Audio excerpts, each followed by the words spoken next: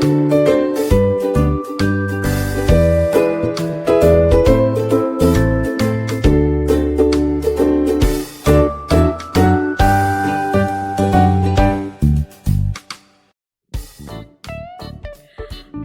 semuanya, Assalamualaikum warahmatullahi wabarakatuh.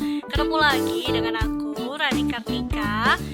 Udah hampir seminggu ya, aku gak ada upload video tentang hal-hal yang bersifat informatif, edukatif kepada kalian semua. Nah, untuk itu hari ini aku ingin menyuguhkan hal-hal yang semoga bermanfaat untuk siapapun, tidak hanya untuk mahasiswa, meskipun aku tahu konten aku itu lebih banyak membahas tentang hal-hal perkuliahan, tapi kali ini aku ingin berbeda. Aku ingin mengangkat sesuatu yang sedang viral dan nantinya ini merupakan sebuah kebijakan yang pasti akan diberlakukan oleh pemerintah, apalagi kalau bukan kebijakan mengenai new normal. Untuk tahap awal, aku ingin cuman ngebahas sebenarnya new normal itu apa sih? Apa faktor yang pada akhirnya membuat pemerintah ingin memberlakukan kebijakan new normal? Dan apakah dengan adanya new normal nanti PSBB itu menjadi dicabut, tidak diberlakukan, atau hanya mengalami pelonggaran? Kita akan bahas sama-sama dan kalian harap cerna baik-baik informasi yang aku sampaikan ini supaya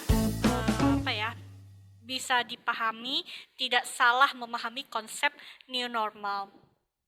Sebelum aku membahas lebih lanjut, aku mohon dong bantuannya kepada kalian. Buat yang belum subscribe, please bantu aku mengembangkan kontenku ini dengan cara subscribe, lalu kemudian like, komen, dan share jika nanti dianggap video ini memberikan manfaat kepada siapapun. Yuk kita bahas. Teman-teman, istilah new normal itu jangan dimaknai bahwa kehidupan kita saat ini sudah terbebas dari pandemi virus. Oh, corona sudah tidak ada lagi, maka kita sudah bisa beraktivitas normal, kembali kepada kehidupan normal sebagaimana 3 bulan yang lalu saat pandemi ini belum menyerang. Jangan diartikan seperti itu. Ya, new normal itu hanyalah pola hidup baru ditandai dengan adanya penyesuaian perilaku kebiasaan kita masing-masing individu di tengah pandemi virus COVID-19 dengan tetap menjalankan protokoler kesehatan atau menerapkan higienitas yang baik gitu ya dalam melaksanakan aktivitas kegiatan sehari-hari. Ingat, tolong disampaikan nanti nih informasinya ke siapapun aja. Saya rasa ya, kalau untuk kalangan masyarakat menengah ke atas itu paham lah maksudnya new normal itu apa. Tapi kita harus juga menyampaikan kepada kalangan masyarakat yang menengah ke bawah, yang mungkin pendidikannya juga masih rendah begitu ya, untuk diberikan pemahaman yang baik ya teman-teman ya, bahwa new normal itu adalah bukan berarti virus corona itu sudah tidak ada lagi. Virus corona, mengutip dari pernyataan WHO, itu akan terus ada, tidak akan hilang. Dia akan berdampingan terus dengan kehidupan manusia saat ini hingga nanti. Karena vaksin juga belum ditemukan. Nah, kalau mengutip juga pendapatnya Presiden kita, Bapak Joko Widodo, beliau juga mengatakan adalah saatnya kita berdamai dengan COVID, berdampingan dengan COVID, gitu ya. Nah, sehingga sedikit demi sedikit nantinya pada fase new normal, akses segala bidang terutama menyangkut perekonomian mulai dibuka. Tetapi tetap kita tidak bisa sebebas bersikap berperilaku bebas gitu ya, seperti pada saat pandemi COVID belum menyerang negara kita. Gak bisa seperti itu, walaupun dibuka secara perlahan, tetap kita harus menyesuaikan kebiasaan-kebiasaan kita pada saat kita di karantina 2 bulan ini, di rumah aja, tetap jaga jarak, tetap memakai masker. Walaupun nanti new normal berlaku, hal-hal kebiasaan-kebiasaan seperti itu harus tetap dilakukan. Itu adalah bentuk dari protokoler kesehatan. Paham ya di sini maksud the new normal itu apa? Yang kedua adalah apa sih sebenarnya alasan dibalik pemberlakuan kebijakan new normal? Kapan mulai berlakunya? Sampai kapan kita akan mengalami fase new normal ini? Nah, pertama apa alasannya? Alasannya adalah yang pertama dikarenakan vaksin untuk menghentikan pandemi ini belum ditemukan hingga saat ini, teman-teman. Dan yang kedua, alasannya adalah karena pernyataan dari WHO mengeluarkan statement bahwa virus COVID tidak akan hilang. Dia akan terus ada berdampingan dengan kehidupan manusia. Sehingga kitanya ini sekarang kembali ke kitanya sendiri untuk benar-benar melakukan proteksi terhadap diri, disiplin terhadap diri sendiri untuk menjaga kesehatan dan imun yang kuat agar tetap sehat dan terhindar dari adanya virus COVID-19. Yang ketiga alasannya adalah the new normal, tadi saya sudah sampaikan, perlahan demi perlahan akses segala bidang terutama yang menyangkut perekonomian akan kembali dibuka. Masyarakat yang pekerja bisa kembali melakukan aktivitas kerja seperti biasanya, tapi tetap dengan menjaga kesehatan, mengikuti alur protokoler kesehatan yang sudah ditetapkan.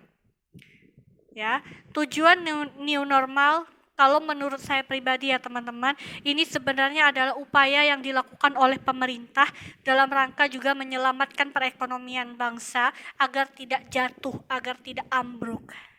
Jadi kalau misalnya terus-terusan kita kena lockdown gitu ya, atau karantina di rumah aja, ekonomi nggak jalan, nah itu jadi kesulitan juga, ya kan? Banyak orang di PHK, banyak orang dirumahkan, kita nggak bisa kemana-mana, ekonomi lumpuh.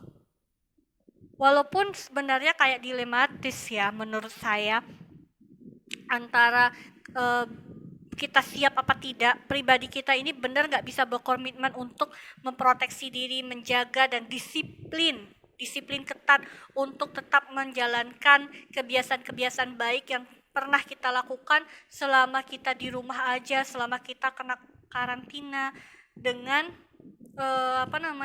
pembukaan akses perekonomian dalam rangka menyelamatkan ekonomi negara. Itu sih menurut pemahaman saya ya teman-teman, kalau kita analisa alasan dibalik kebijakan new normal. Kapan sih berlakunya? Dengar-dengar untuk di Indonesia sendiri kebijakan new normal itu diberlakukan awal bulan Juni. Saya juga sempat membaca di majalah Tempo, saya sebutkan majalah Tempo, itu justru fase new normal itu dibagi dalam 3 atau 4 tahap. Awal Juni, pertengahan Juni, Juli, Agustus kalau tidak salah ya teman-teman, nanti boleh cek sendiri aja. Dan sampai kapan new normal ini berlakunya? Kemungkinan sampai virus kemungkinan sampai vaksin untuk menghentikan virus corona ini ditemukan. Jadi kita sabar-sabar aja ya teman-teman ya, saling support aja. Satu sisi juga kebijakan ini adalah hal yang baik yang diupayakan oleh pemerintah gitu ya. Ini hanya tinggal bagaimana kita selaku individu itu berkomitmen untuk memproteksi diri kita sendiri sekarang. Karena kita diberikan sedikit akses kebebasan gitu ya untuk bisa beraktivitas di luar rumah. Ada juga pertanyaan yang mengatakan bahwa Kalau dengan adanya new normal nanti bulan Juni, terus PSBB-nya berarti sudah tidak ada dong. Berarti kita nggak harus selalu di rumah dong. Tidak teman-teman, sekali lagi ya, walaupun ada kebijakan new normal, walaupun perlahan akses misalnya pertokoan, mall, perkantoran itu dibuka gitu ya, bukan berarti PSBB menjadi dilonggarkan. Pemerintah menyatakan PSBB tetap berlaku di tengah fase new normal. Paham nggak? Kalau ada PSBB berarti apa? Kalau nggak penting-penting amat, ya tetap dong diusahakan di rumah aja. Tetap kalian harus mencuci tangan sesering mungkin, baik dengan sabun ataupun hand sanitizer. Terus di tempat-tempat pertokoan dan pusat-pusat perbelanjaan atau perkantoran menyediakan tempat cuci tangan di depannya atau di dalamnya begitu ya. Lalu pakai masker di luar ruang setiap mau keluar beraktivitas. Lalu jaga jarak juga penting. Ingat, new normal bukan berarti hidup sudah kembali normal seperti sedia kala. Virusnya aja masih ada, teman-teman. Jadi, PSBB tidak dilonggarkan. PSBB tidak dicabut. PSBB masih berlangsung. Berjalan beriringan dengan kebijakan new normal. New normal tidak hanya untuk individu, tapi juga untuk sektor-sektor usaha, lapangan kerja, perkantoran. Paham ya? Dan secara kebijakan mengenai new normal itu sudah keluar 2 surat edaran dari Menteri Kesehatan. Saya bacakan aja nomor surat edarannya ya teman-teman. Nomor surat edarannya adalah HK-0201-Menkes-335-220 itu mengenai pencegahan penularan virus corona di tempat kerja, sektor usaha, perdagangan. Itu yang pertama. Kebijakan yang kedua mengenai new normal ini adalah surat edaran HK-0107 garing Menkes garing 328 garing 2020 tentang panduan pencegahan dan pengendalian COVID-19 di tempat kerja, perkantoran, dan industri dalam rangka mendukung keberlangsungan usaha di tengah pandemi.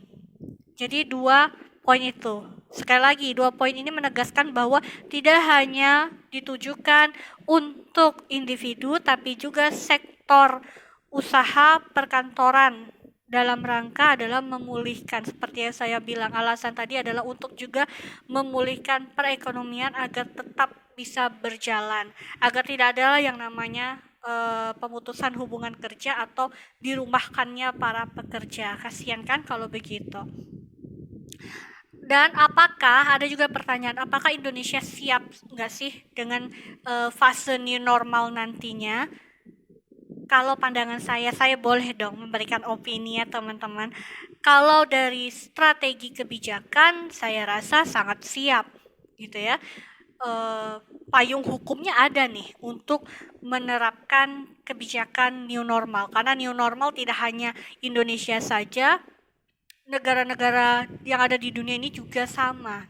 Ini lagi dalam situasi senasib sepenanggungan teman-teman. Jadi kebijakan new normal bukan kebijakan yang diterapkan oleh Indonesia sendiri. Tapi kalau menurut saya dilihat dari pola kebiasaan perilaku masyarakat Indonesia yang sampai detik ini saja masih saya lihat langsung ya, itu belum memiliki kesadaran yang tinggi gitu ya. Pola masyarakat Indonesia ini hobinya adalah nongkrong. Kalau nggak nongkrong nggak asik untuk bergaul ya nggak. Sampai detik ini saja masih masyarakat banyak yang keluar berkerumun gitu ya. Terus nongkrong malam-malam ya kan. Nah itu agak sulit nih nanti. Entah bagaimana pemerintah mungkin nanti akan menerapkan kebijakan, apakah disertakan dengan pengawasan ketat oleh aparat penegak hukum, TNI Polri, mungkin juga melakukan pengawasan langsung ke lapangan gitu ya, atau nanti ada sanksi-sanksi ketat yang akan diberlakukan bagi siapa saja yang tidak mengindahkan prinsip new normal disertai dengan protokoler kesehatan. Jadi perilaku ini nih kunci untuk bisa new normal itu adalah sebenarnya satu aja kata kuncinya, disiplin terhadap diri sendiri gitu ya. Saat ini belum new normal aja, masih PSBB, banyak yang ngelanggar, banyak yang keluar nggak pakai masker ya kan, nggak jaga jarak gitu, masih hobi ke pusat-pusat perbelanjaan, nge-mall gitu kan. Nah, diharapkan nanti ya diubah, disiplinkan diri sendiri aja lagi. Toh ibarat kata kita udah nggak dikungkung lagi, nggak dikarantina lagi, udah dikasih sedikit keringanan, tapi keringanan bersyarat, ibaratnya begitu teman-teman.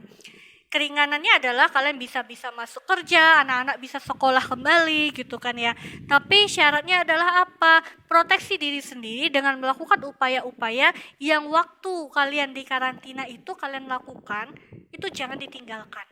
Tetaplah pakai masker, jaga jarak dan segala macam itu tetap terus diberlakukan. Nah, itu membutuhkan kedisiplinan yang besar. Kalau enggak ya nggak akan bisa terwujud konsep new normal ini dan konsep PSBB-nya. Ujung-ujungnya nanti korban akan terus bertambah.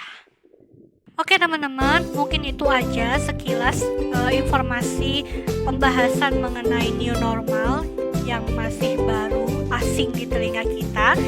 Nanti kalian boleh menyesuaikan informasi saya ini dengan informasi yang kalian peroleh dari televisi, berita gitu ya, media-media elektronik, media cetak mengenai new normal. Sebarkan, sampaikan ke siapapun, terutama saudara-saudara kita yang kalangan ke bawah, menengah ke bawah begitu ya, agar mereka dapat memahami seperti apa sebenarnya konsep new normal yang diterapkan nanti di awal bulan Juni, apa yang seharusnya dilakukan dan tidak boleh diubah.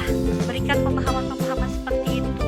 Ini adalah salah satu upaya saya untuk juga berupaya untuk ibaratnya memberikan sosialisasi kepada kita semua terkait dengan konsep new normal dan penting gak sih new normal untuk diterapkan. Ingat ya teman-teman, mulai dari kebiasaan kita ubah, kita disiplinkan diri kita masing-masing, punya kesadaran yang tinggi bahwa menjaga kesehatan adalah hal yang penting. Kalau udah sakit itu rasanya kesehatan tuh mahal banget untuk didapetin, ya kan?